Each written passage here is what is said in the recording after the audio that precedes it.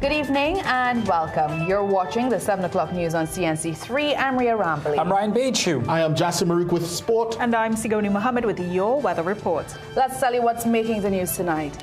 She's still silent on Janelle John Bates's resignation, but the opposition leader blasts government and THA for being mute.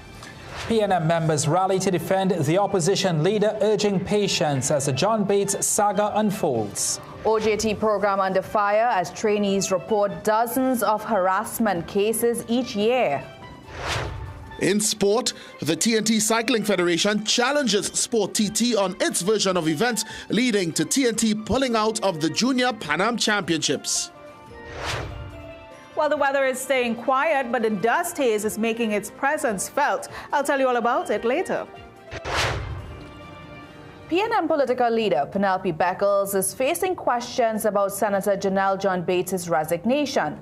But instead of addressing that directly, she's turning her attention to what she says is government silence on issues affecting Tobago. Speaking last night at the installation of the new PNM Tobago Council executive during a Thanksgiving service at the Buku Moravian Church, Beckles criticized both central government and the Tobago House of Assembly. The Arima MP took aim at the Farley Augustine-led assembly, accusing it of prioritizing political accommodation over real advocacy.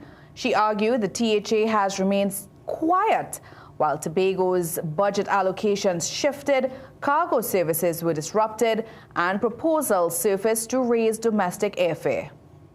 A Tobago administration increasingly willing to compromise Tobago's patrimony, increasingly willing to align unquestionably with the UNC central government, increasingly silent when Tobago is marginalized. Make no mistake, Tobagonians are noticing. Beckles insisted the PNM has long championed autonomy for Tobago and remains committed to empowering the island while accusing the Tobago People's Party of being invisible on critical issues.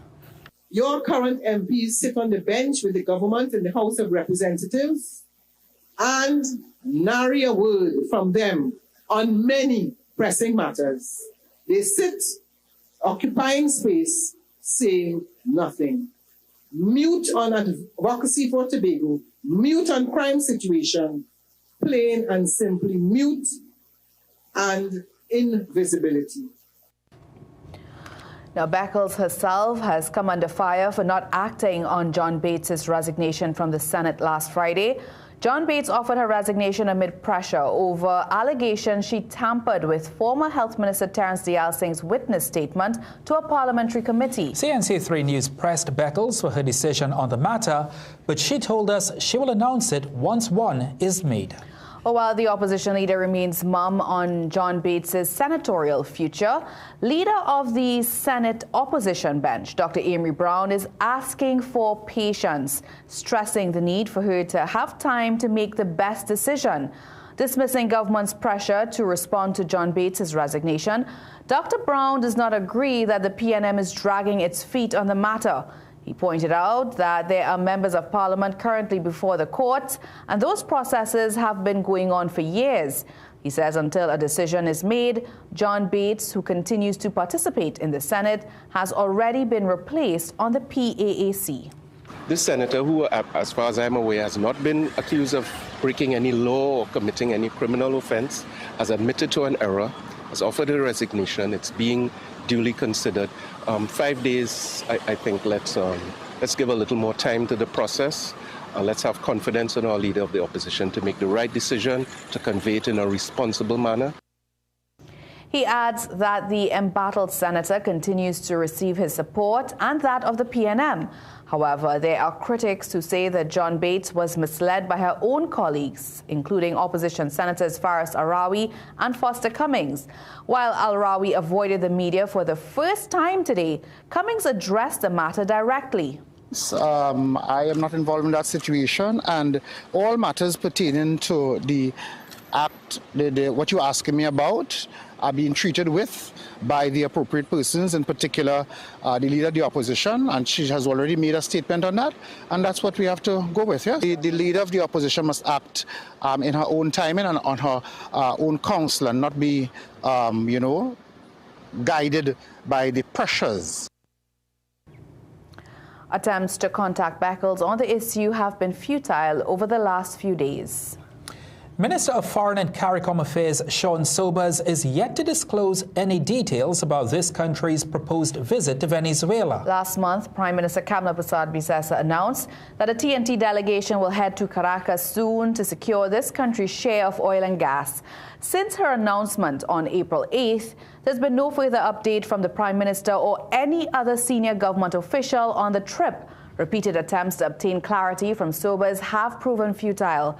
Calls and messages seeking comments on the timeline, composition, or objectives of the proposed delegation have gone unanswered. According to former Minister of Foreign and CARICOM Affairs, Dr. Amory Brown, the initiative may be stalled before it even begins. So hopefully good sense will prevail. There will be a better sense of transparency from this government, and this farce about flying off to Caracas to negotiate something without a formal invitation from the government of Venezuela, it will be proven, in my view, that was just premature and a lot of bravado, the usual signature of Kamla Persad-Bissessar. Just weeks after this country signaled its intent to re-engage Venezuela, Acting President Delcy Rodriguez has been actively courting other Caribbean nations. In late April, Rodriguez traveled to Barbados, where she held talks with Prime Minister Mia Mottley, extending an invitation for Barbados to invest directly in Venezuela's oil and gas sector. In other news, while the on-the-job training program's mandate is to prepare young people for the labor market, dozens of trainees reported being harassed in the workplace. A joint select committee heard today that these include claims of sexual harassment and bullying. Director Joanne David told the committee the program recorded an average of 50 such cases annually across workplaces where trainees were placed between 2022 and 2025. The OJT program caters to approximately 4,000 young people between the ages of 18 and 35. Officials say the incidents reflect challenges faced by trainees as they transition into working environments. The committee was told the scale of concern prompted the introduction of a psychologist in 2022 on a pilot basis. That did happen. We got the data. We did the analysis based on how much trainees we would have had to treat with. The contract came to an end. The position was not renewed, and we currently don't have a psychologist on the program. So we have no support currently.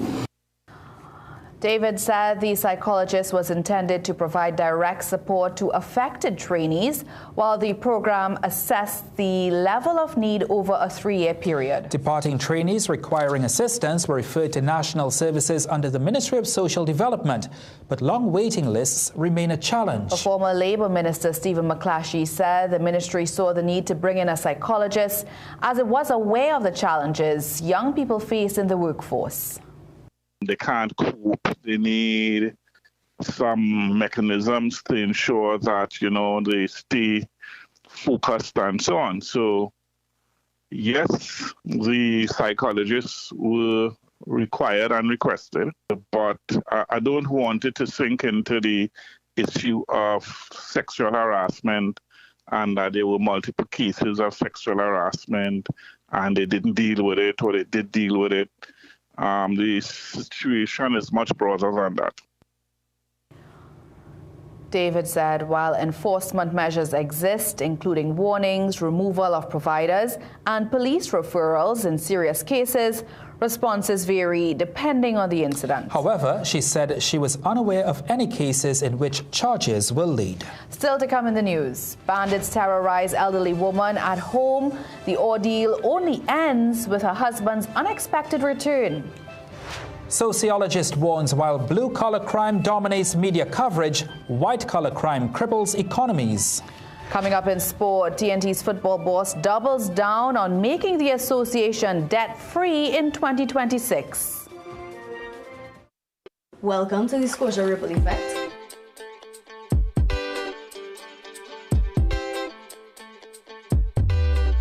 Who is Kayla Charles? I have a very outgoing personality. I always have like people laughing in the room, smiling. I try to be as joyful as I can. You are one of the 10 undergraduate students to receive the Scotiabank UE scholarship. When I got this scholarship, it gave me a level of independence. I don't have to ask. Mom, I could get 100, and I really enjoyed it. So I didn't have to ask for any gym money because gym is quite expensive. How was your flight? You came all the way from Tobago.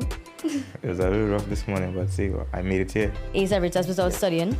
Why is that? Because you're already the most popular student on campus. Well, I wouldn't say that, but... You can't say that because that's me. I think it's really inspirational being a young woman in track and field. I hope girls can fulfill their dreams and aspirations in any sport they decide to do. My name is Brian Scott. I won 3 gold medals this year. Next year, look out for more. What ripple do you want to leave behind?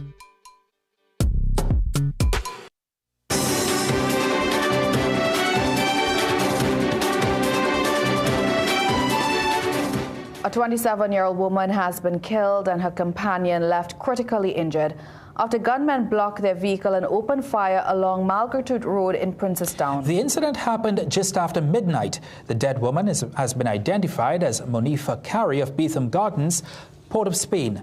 Carey was in a white Nissan Sentra driven by her child's father, 30-year-old Isaiah Cruikshank of Manahambry Road, Princestown, when they were ambushed by the gunmen who opened fire.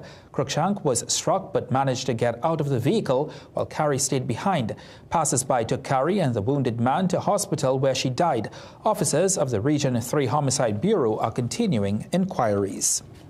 A 67-year-old woman is recovering after a terrifying home invasion in Williamsville. 4 bandits stormed the family's home around 10 a.m., assaulting the elderly woman and one of her workers while holding a gun to her head. The ordeal lasted only minutes, ending when the victim's husband arrived, startling the attackers who fled with just a cell phone. Her son, Ranjiv Maharaj, who was upstairs at the time, recalls hearing his mother's screams. He says the incident has left the family shaken, especially as they operate a long-standing rental business in what was once considered a quiet area. This thing turned out to be real like a horror story because they don't know what could happen. There's only what if and what if that didn't happen or whatever. But when they come with evil in your house and they don't really care. The family believes they may have been targeted and is now urging others to remain vigilant. Meanwhile, police have not yet arrested anyone. 7 men, including suspected gang members, are tonight in police custody following an anti-crime exercise in Piarco earlier today. Police said officers of various units with support from soldiers went to Urapun Gardens around 4 a.m. where they arrested the suspects using preventative detention orders. Police said the raid was intelligence-led and was part of wider crime-fighting efforts. One police source told CNC3 News that the men were affiliated with a Muslim gang, with some of the suspects being from Port of Spain and who were staying with relatives in the area. 2 men from St. Madeleine have appeared in court, jointly charged with the attempted murder of a 39-year-old man. 58-year-old welder Curtis Chinhung and his son, 28-year-old fisherman Daniel Chinhung, faced Master Whitney Franklin in court yesterday. Police say the victim was heading home around 8:30 p.m. on April 23rd when he was attacked by 2 dogs. He claims he kicked one in defense and its owner came out with a cutlass.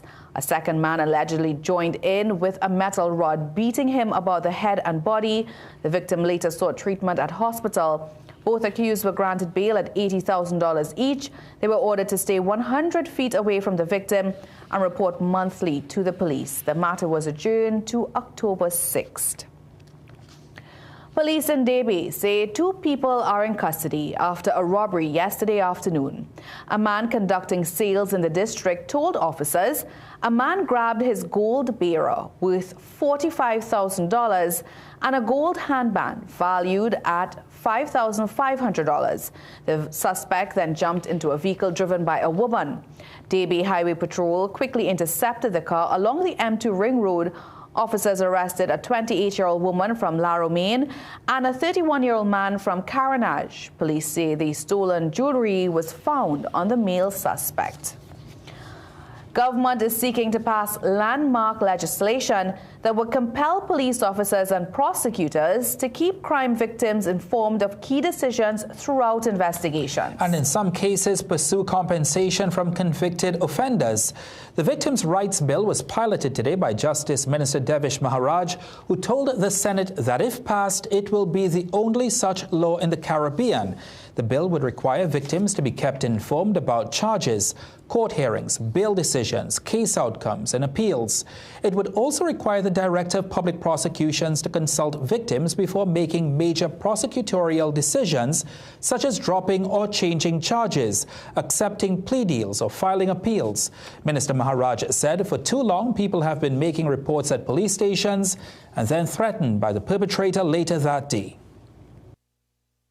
We are now saying that that victim, when you make that report, you have to be treated with dignity and privacy. And if it means a sea change in the mindset of our investigatory agencies, of our prosecuting agencies, so be it. We intend to pass this, Mr. Speaker, and we intend to have awareness programs with all the agencies involved. The bill also allows victims to seek compensation from convicted offenders, but the legislation does not specifically spell out fixed types or amounts of compensation. It was an unusually short sitting of the Senate today. After Minister Maharaj piloted the bill, the upper house adjourned without commencing the debate. CNC3 News reached out to Leader of Government Business in the Senate, Daryl Alahar, to ask why the sitting was so short, but he said no comment. That's right, Rhea. Some senators were left puzzled today after the upper house sat for less than an hour. After the government piloted the Victims' Rights Bill, Leader of Government Business Daryl Alahar moved for the Senate to adjourn to a date to be fixed. When asked by CNC3 News about the reason for the early adjournment, Alahar declined comment. Meanwhile, Opposition Senate Leader Amory Brown criticized the move, saying convening Parliament solely to pilot a bill without debate was not a prudent use of parliamentary time and resources. And Independent Senator Anthony Vieira said he suggested that the debate happen in full today, as they were all present and ready to go. However, he was told that government is giving the House time to prepare. There was no indication that the sitting was disrupted due to the presence of Senators Janelle John Bates and Faris Arawi, who are before the Privileges Committee. In light of the recent spate of home invasions in central Trinidad, some independent senators believe it should be easier for citizens to get legal firearms. Independent Senator Anthony Vieira says the provisions regarding firearms have been around for quite some time and may no longer be as effective today. He tells CNC3 News the process should be reviewed. I don't know if an ease in making firearms readily available is a solution or if it actually may cause more problems. So if we're talking about reviewing firearm access, I think we should do it holistically, look at criteria, look at security measures, and also whether we should have a panel to investigate and make those decisions. Similarly, Independent Senator Courtney McNish says the speed at which firearm user licenses are granted needs to be addressed. I think the measures that are necessary to do the checks on character and fitness to hold a firearm user's license is still required. There must, however, be something done to speed up that process. It takes far, far, far too long. Speed, however, must not take priority over the procedure. Recently, Defense Minister Wayne Sturge has said homeowners should have the right to own firearms, as he revealed the government was seeking to address the prevalence of home invasions and its impact on law-abiding citizens. Sociologist and local activist Dr. David Muhammad warns that while street violence dominates headlines, white-collar crime is quietly wreaking greater damage. Dr. Muhammad believes the public conversation around crime is dangerously skewed. He argues young men from marginalized communities are unfairly stereotyped, While corporate and political figures escape scrutiny, Dr. Mohammed says labeling young black men as the face of crime fuels a toxic cycle, pushing them toward gangs and prison while ignoring fraud, corruption and drug trafficking that cripple the economy.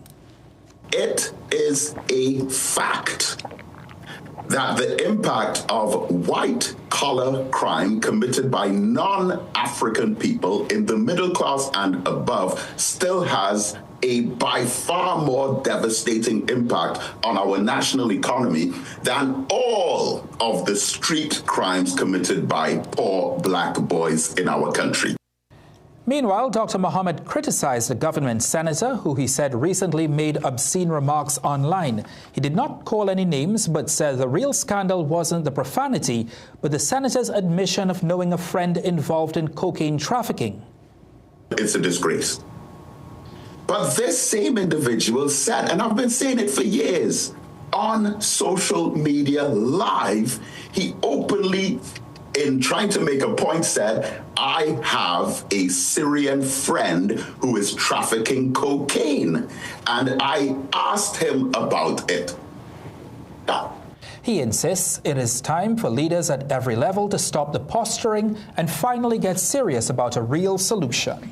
In tonight's Business Watch, Central Bank Governor Larry Hawaii says he's considering the best way forward for consumers following Republic Bank's decision to increase bank fees last week. However, he has downplayed suggestions that the asset levy tax increase may have prompted RBL's decision. Peter Christopher has more.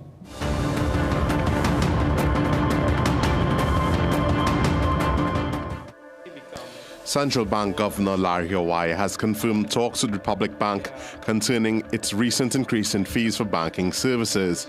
After addressing the National Financial Literacy Program's inaugural FinLit Live 2026 at the Center of Excellence on Wednesday morning, Hawaii was asked about the matter by reporters. I'm sure that there are ways in which we might be able to find some kind of a balance between their need to ensure that they are properly compensated for the services that they offer and the cost that is passed on to the consumer. One day before the increased fees were introduced, Republic Financial Holdings Limited announced profits of $1.07 billion. However, Hawaii says bank profits have to be assessed in comparison to the bank's investment base. And for example, Republic Bank, their asset base is over $100 billion, right? So if you have $100 billion and you make $1 billion as profit or $2 billion as profit on $100 billion, you're making a 2% return. You're not making, when you look at the absolute number, it looks big. But when you look at the rate of return for businesses, some businesses may even say that is too small a return. Earlier this week, former Finance Minister Colman Burt raised questions as to if Republic Bank's decision was related to the government's imposition of increased asset taxes for banks. But the central bank governor downplayed that suggestion that the asset levy tax increase might have prompted RBL's decision. Because remember, the taxes on banks' profits went up from 25% to 30% some time ago. And that was a much bigger increase than the 1/4% that we're looking at with respect to the asset levy. So I don't think the asset levy was a big issue. And I think banks learn how to manage their taxes as they go along in order to deal with that aspect of their business. Hawaii says there are legislative measures and bodies such as the Fair Trade Commission in place to address the issue of fees. But he says the central bank has to be careful when it comes to the matter of pricing control. And now for a look at today's energy and foreign exchange prices. Peter Christopher, CNC3 Business Watch.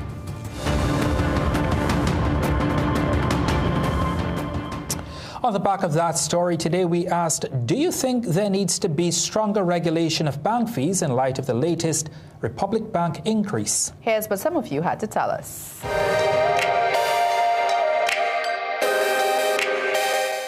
They're making $100 million, so they shouldn't have to be taking fee. You're already paying a fee to put your money in the bank, right? So why should you have to pay that, more than what you already paid? I believe so, because they have the poor people who need loans and whatnot, and when they keep increasing the fee, they have a lot of charges. People won't want to take loan, and people who are able to function properly and with basic commodities, to acquire basic things. Yeah, I think they should have a part to do on that, because remember that is government owned, and for the citizens of Trinidad, everybody under the poverty line, most of them, and it's a little hard for each and everyone.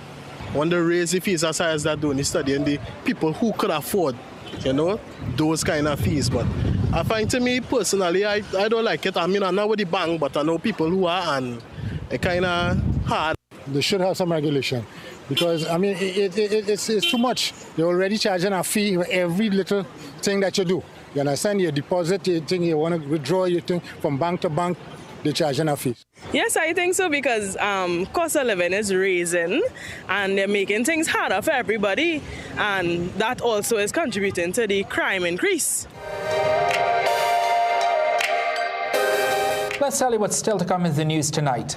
Tour operators say the THA is trying to escape culpability in the death of Angelica Jogi when they were the ones who dismantled safety processes. Well, it's one of those days where you've got to pace yourself and take the necessary health precautions. I'll tell you why after the break. Okay, let me see you, Cherry Hill. Yeah, now take it back. Let me see you rock off, shake off. Let me see you rock off. Let me see you kick right. Now step forward, now step back.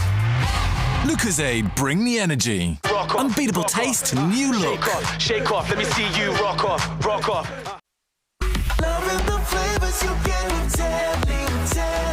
Loving the flavors you get with Tetley. Wouldn't you just love a cup of Tetley tea right now? Dark, strong British blend to give you a good morning boost. Or Tetley decaf, all of the antioxidants, none of the caffeine. Losing weight or staying healthy your thing? Try Tetley green tea. Get the vitamins to boost your health with Tetley super teas. Or calm down with Tetley chamomile. Wouldn't you just love a cup of Tetley tea right now? Tetley, a tea for everyone. Loving the flavors you get with Tetley, a tea for everyone. Tetley tea. Distributed by AMCO, a subsidiary of Ansa McCall.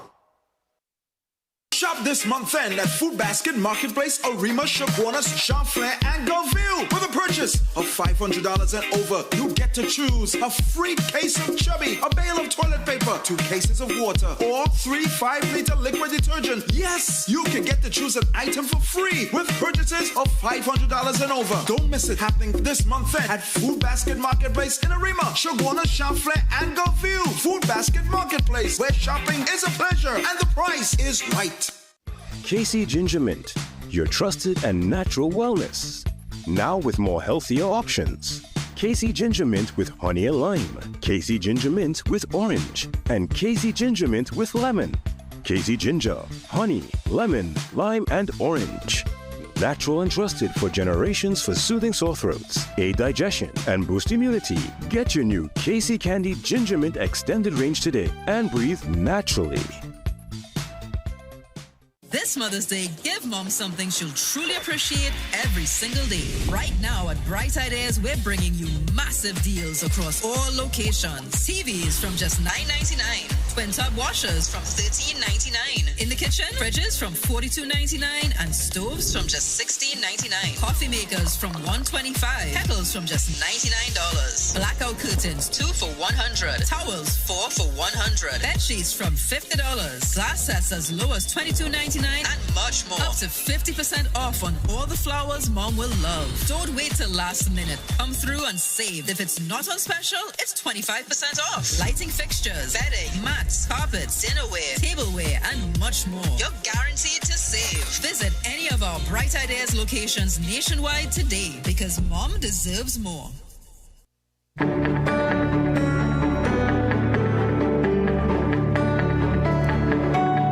It's now now time for the weather forecast with Sigoni Mohammed. And Sigoni, you spoke about the start of the wet season yesterday, and I understand there's another countdown underway. That's right. We are counting down to when it is actually going to start or kick off the Atlantic hurricane season. Now, we know it kicks off on June 1st, but do you know how many days it is? That's right, 25 days to go, 4 hours. And this is right down to the seconds, guys. So we are just waiting to see what will happen. And believe it or not, a system can actually churn out even before that 25 days is out from the Atlantic Ocean. And it has happened before where we've gotten tropical storms and hurricanes developing anywhere within this general area before that June 1st date. Will that happen anytime soon? Only time will tell what the weather will bring. For now, what we can tell you is that it is all about dry, stable conditions in the atmosphere while that countdown is really rolling. So we have relatively fair conditions taking us through this forecast. This entire clear area that you're seeing here,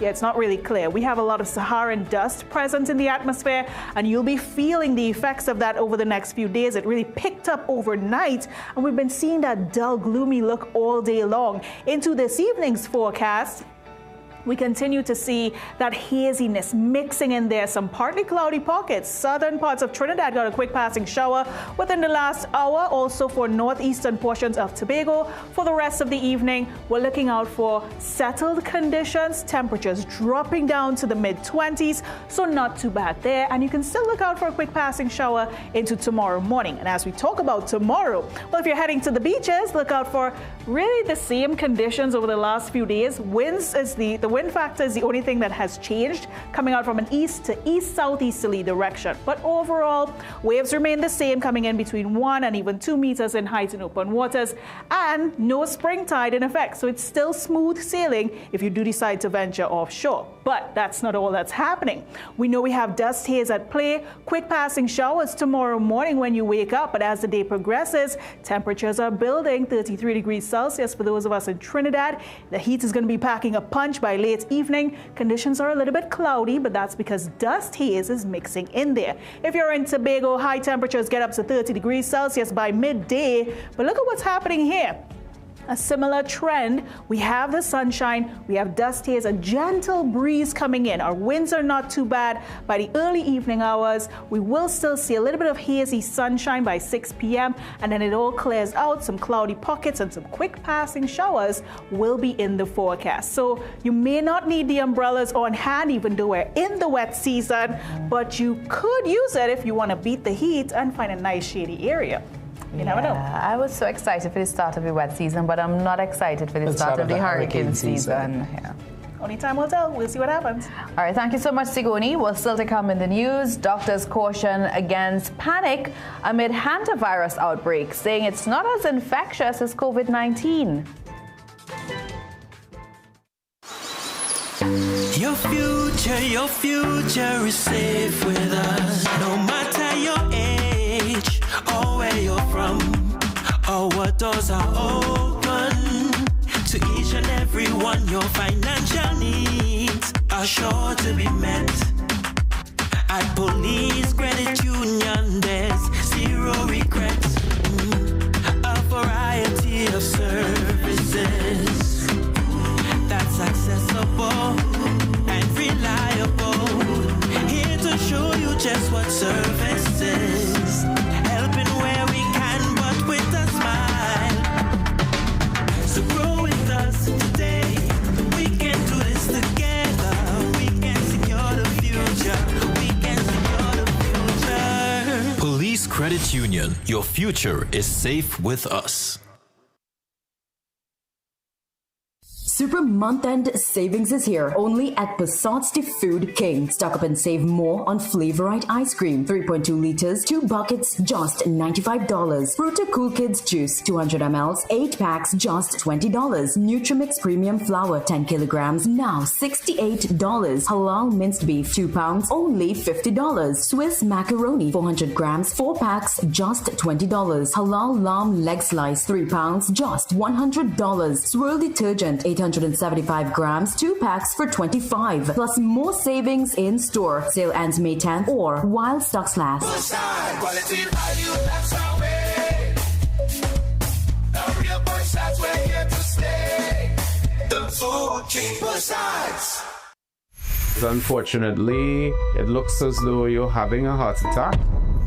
There is a 95% blockage within the left anterior descending artery. Time is muscle, so the longer that your heart goes without the oxygen to that part of the organ, the more damage it does. Prematurely stopping those medications puts you at a very high risk. So we always counsel patients to never ignore chest pain. Question: how much does a funeral go for these days? I guarantee the figure you're thinking is way smaller than the actual cost. Because even though life is priceless, death is real expensive. But CUNA Caribbean's Family Indemnity Plan can help for things like sudden funeral costs, plus the other bills left behind that could threaten your finances.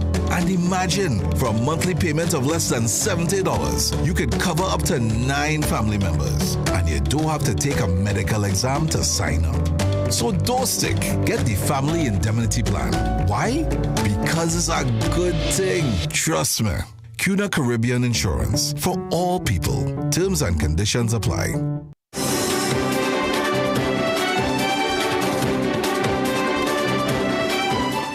As global attention turns to the emerging Hantavirus, biotechnologist Dr. Nicole Ramlachan says there's no need for panic. This is not a new virus. And for those worried about another outbreak, health experts stress it does not spread like COVID-19 and is not highly contagious. We take a closer look in tonight's Wellness Wednesday. Wellness Wednesday, brought to you by BioStrath. Get what you need naturally. News of a suspected hantavirus outbreak on board the MV Honduras, now drifting off the coast of West Africa, is raising concern.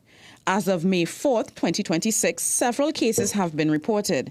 The World Health Organization says they have confirmed 2 cases of hantavirus, with 5 more suspected.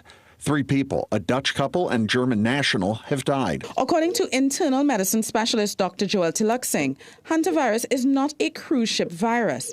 In a social media post, he explains the virus does not spread like COVID-19 and does not easily pass from person to person.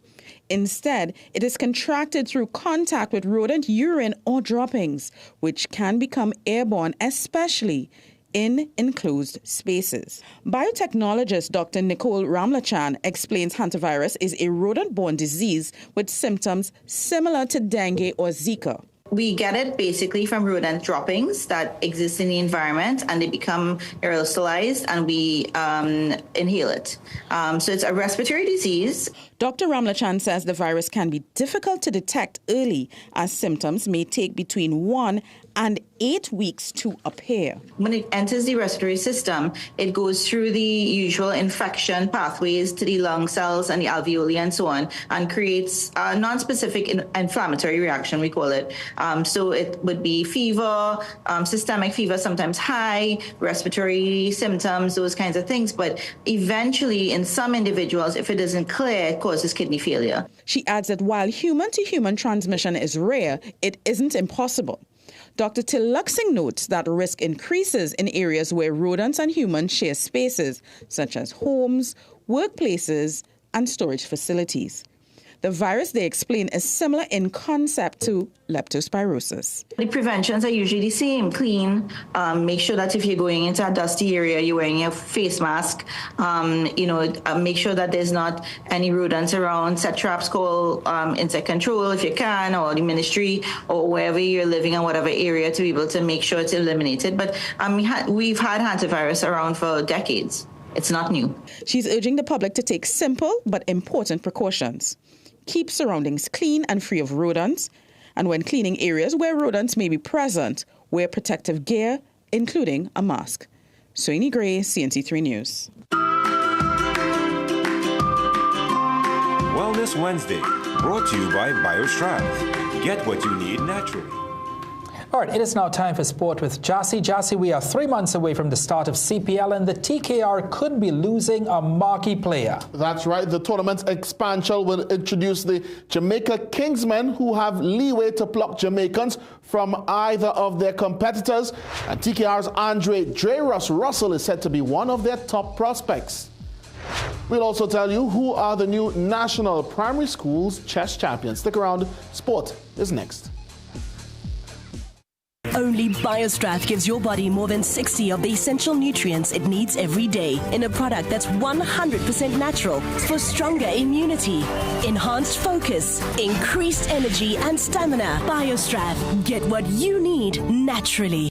Struggling to have a baby? Trinidad and Tobago IVF and Fertility Center presents Conceiving Hope, the IVF event, May 16th at Sapa, San Fernando. Discover new medical advances in IVF, the most effective fertility treatment today. Enjoy free consultations with qualified fertility doctors and nurses. Conceiving Hope is free, but you must register early. Visit www.trinidadivf.com or call TTIVF at 615-BABY. Recession have you down? Don't lose hope. Head on down to Tire Clinic for the recession deals. That should big savings with our road hazard warranty on Dunlop, Tomitoma, and Falcon tires. Available at Tire Clinic, Cuba, Chaguanas, and Pleasance Park. Tire Clinic, a tire for every need. Call 636-8973 or 636-2958. Things don't always go as expected. Be ready with Trinry for auto, home, business and group life. Call us at 800-TRIN or visit trinry.com today. Huge insurance premium. Pay your premiums bit by bit with FlexiPay from Trinry. For more manageable auto, home and commercial insurance payments, call us at 800-TRIN or visit trinry.com today. Trinry. Premier insurance coverage for less.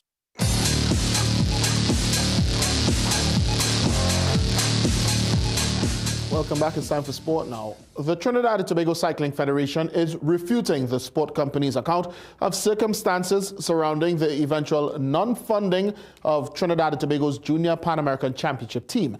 Central to its rebuttal, the federation claims, is a lack of communication from Sport TT, indicating that there was any threat of funding not being made available. Versions of the circumstances which led to Trinidad and Tobago's non-participation at the ongoing Junior Pan American Cycling Championships in Veracruz, Mexico, continue to unfold. The Trinidad and Tobago Cycling Federation is now speaking out, challenging an unflattering account of events from the sport company of Trinidad and Tobago. On Monday, Sport TT stated in a media release that the federation failed to meet its compliance obligations in specific relation to submitting expense reports from 8 disbursements.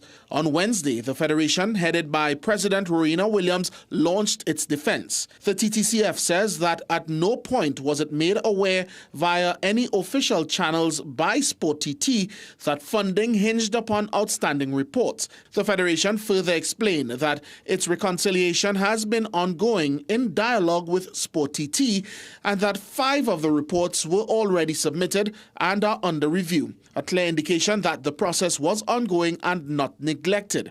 3 of the outstanding reports, according to the Cycling Federation, are dependent upon the return of athletes and officials with original supporting documents from recent overseas events.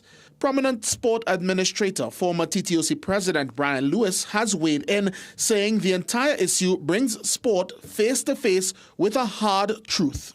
Given the reality of the environment, we could no longer depend 100% on government, any government.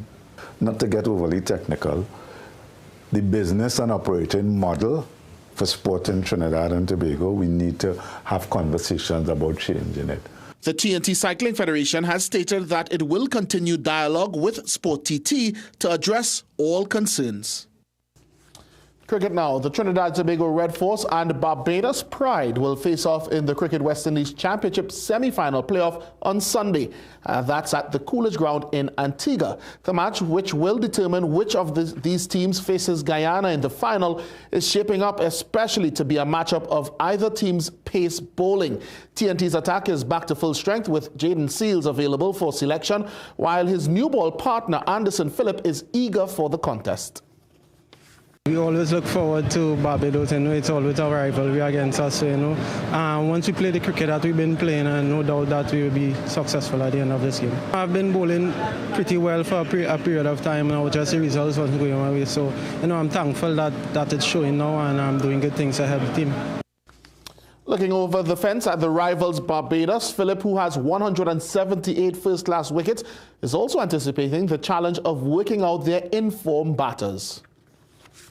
I always enjoy bowling with Jidan. He brings out the best in each other when we are bowling. So it's definitely a plus for us, and especially against Barbados as well. The way Jidan is bowling, he's bowling pretty well. So just look forward to it. No special plans against them, just execute. That match again is on Sunday. Trinidad and Tobago Football Association President Kieran Edwards says 2026 will be the year the governing body turns the corner with regards to its debts. The TTFA still has outstanding financial obligations to, among others, the Trinidad and Tobago Premier Football League and clubs as well as referees. But in an interview with Guardian Media, Edwards gave the undertaking that all of those matters will be resolved by the end of this financial year. What the commitment is, I want to make this commitment here. We are going through our FIFA audit. We'd have met with FIFA. We'd have done all of our risk assessments for 2026. And the goal is, and which I'm confident in, that we'll pay off all our debt by the end of September. Also among those still owed by the TTFA is former senior men's head coach Dwight York. Edwards refused to disclose the details of that debt in particular, but did say that 5 months are still outstanding. He also outlined how the TTFA plans to service these debts. We have confirmed approved funds from FIFA government sponsors that covers more, that to the amount more than the debt that the TTFA currently have. So once we have achieved those funds, what we have programs to run. Once we receive those funds, and I'm confident to have those funds in before the end of September, the end of the financial year in Trinidad and Tobago. Now, you might remember that in 2022, at the end of the FIFA Normalization Committee's tenure, a TTFA debt repayment proposal by trustee Maria Daniel was approved in the High Court. That proposal was meant to be funded by an interest-free US $3.5 million financial instrument.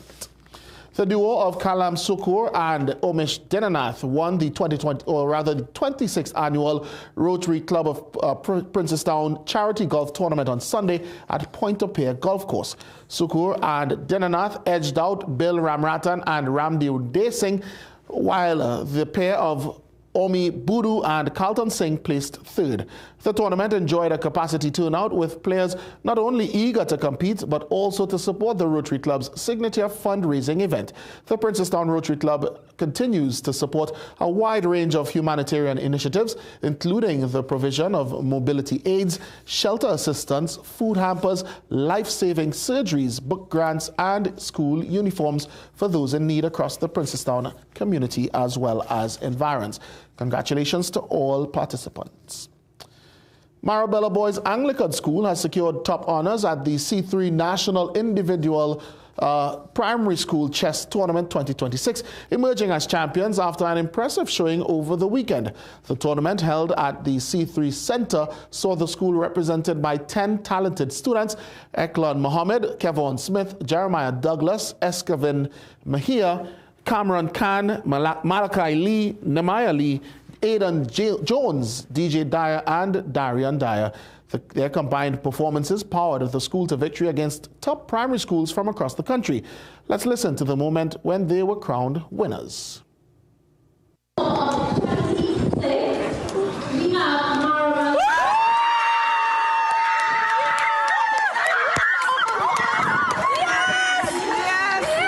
Certainly a moment they will not forget.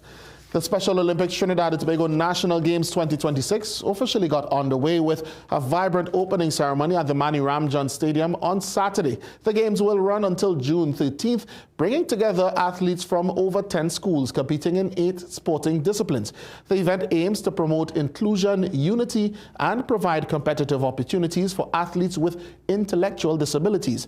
Massey Foundation manager Adele Rose reiterated this message. As we launch the 2026 Special Olympics TT National Games, it is not just about witnessing excellence in sports. We are celebrating humanity, courage, resilience, and the undeniable belief that everyone deserves a place to belong.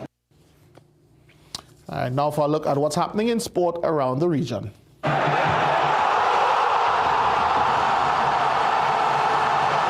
Jamaica's presence in the Caribbean Premier League is set for a major boost, with Jamaican cricketers Andre Russell and Rovman Powell reportedly drafted by the Jamaica Kingsmen for the 2026 season. The pair, currently playing in the Indian Premier League, were among the first picks by the franchise's new owners. The Kingsmen will open their campaign on August 7th against the Antigua and Barbuda Falcons at Sabina Park in Kingston. Staying with Jamaican news, the race to become head coach of the Jamaica senior men's national football team is heating up, with 4 candidates already in contention. Former Jamaican players Michael Johnson and Darren Moore are among the applicants. Johnson served as head coach for the Guyana national team from 2018 to 2019, while Moore was a caretaker manager for West Bromwich Albion during their time in the English Premier League. They are joined by local coaches Rudolph Speed and Miguel Coley, who have both recently served in interim roles. A permanent head coach is likely to be named later this summer as the federation continues its search. The FIBA Men's Caribbean Championship is set for a highly anticipated return after 7 years, with Guyana hosting the tournament from July 8th to the 12th at the Cliff Anderson Sports Hall. Guyana headlines Group A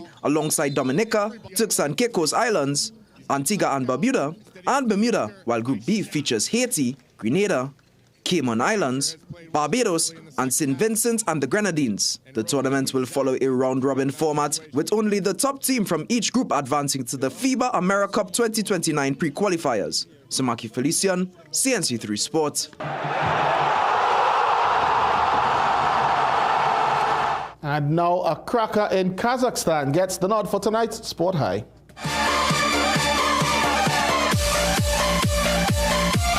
Kaiser FC trailed Kairat Almaty 1-0 in this Kazakhstan Premier League fixture and needed a way back. Abol Abiken, their captain, provided the appropriate response. In basketball, some might call it, from the logo, in American football, a Hail Mary. But in local football jargon, this was simply a rocket. And in CNC3 terms, it is our Wednesday night Sport High. That is it for sports. Thank you so much, Jassy. Let's take a break. We'll be right back.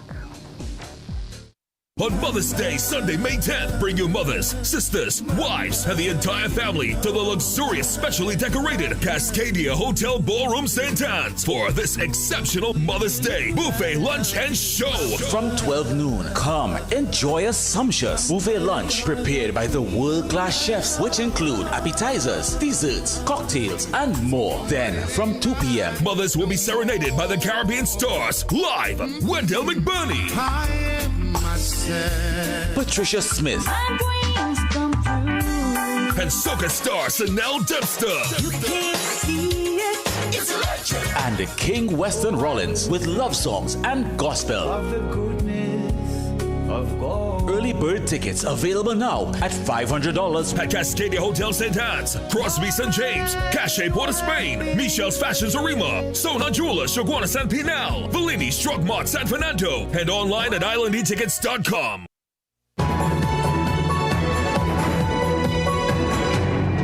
Argentine health officials are scrambling to investigate if a deadly hantavirus outbreak on an Atlantic cruise ship originated within their borders. The MV Honduras, which departed from the southern city of Ushuaia, has reported 3 deaths, including a Dutch couple and a German traveler. Experts blame a surge in local cases on climate change. Rising temperatures and shifting ecosystems have allowed disease-carrying rodents to thrive in new regions, while the ship's departure point has no history of the virus.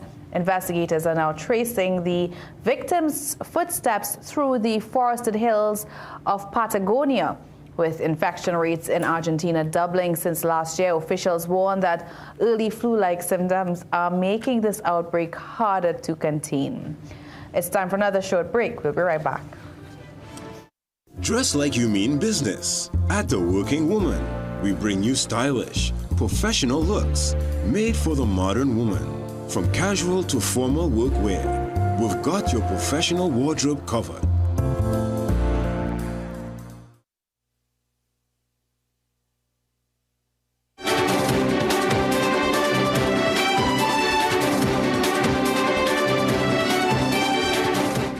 Port of Spain City Corporation Chairman and Alderman Wayne Griffith was attacked by several students from Tranquility Government Secondary School on Monday afternoon. In a disturbing video that's since gone viral on social media, the alderman was seen attempting to intervene in a student fight in Port of Spain when some of the students turned on him and started to attack, leaving him with minor injuries.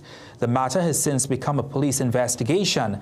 Deputy Commissioner of Police Junior Benjamin tells CNC3 News the TTPS will be taking a zero-tolerance approach on this matter. He says it was disheartening to see how many students joined in the attack. DCP Benjamin says several students may have to be called in for questioning. Let's take another break. Stay with us right here on CNC3.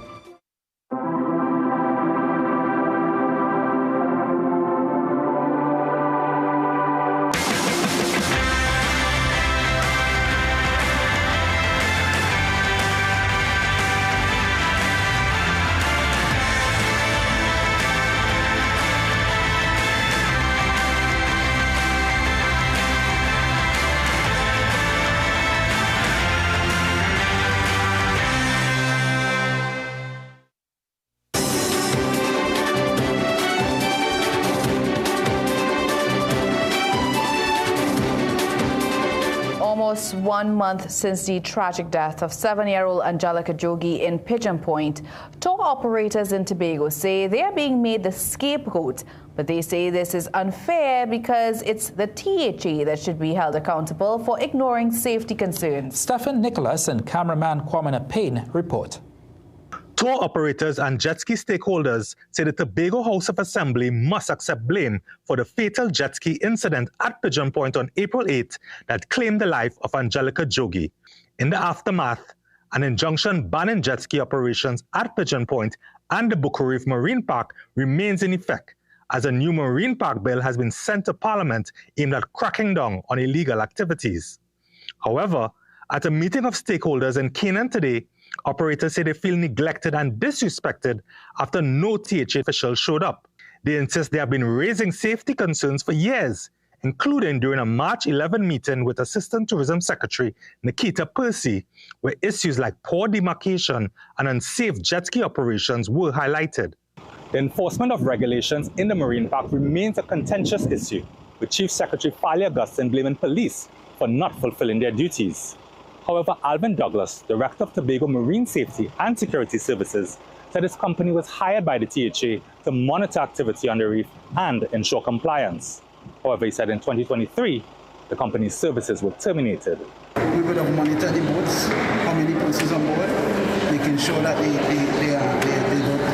don't overload the vessels. We would have reminded people of this. Fishing is illegal. The jet skis, even the jet skis, we will have to treat it. When we realized that jet skis, we would have ushered them out of the reef into an area where they could apply their trade. So there was a working system, and it was stopped. Michael Frank, owner of Frankie Tours, says he's fed up of hearing excuses from the assembly. THA always seems to have problems with everything. And when it's not fuel, it's transportation. I used to be a reef patrol officer, so I work in the system, I know.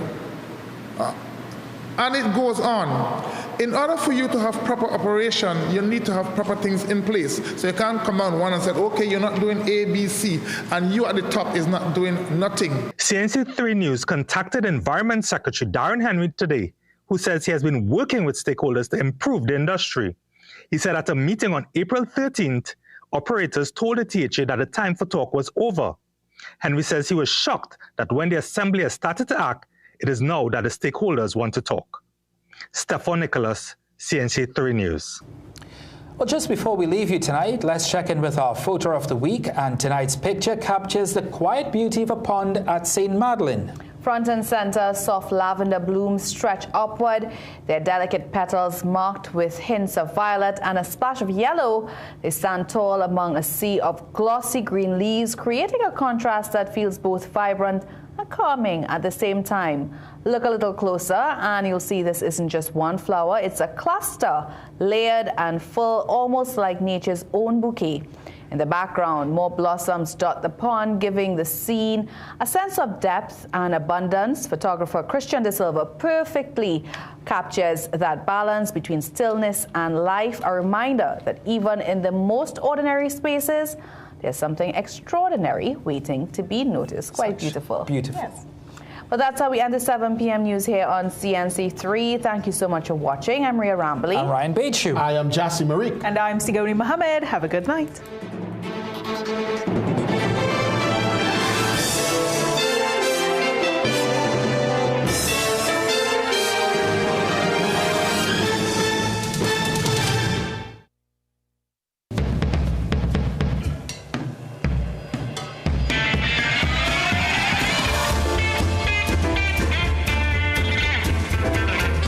You're watching CNC.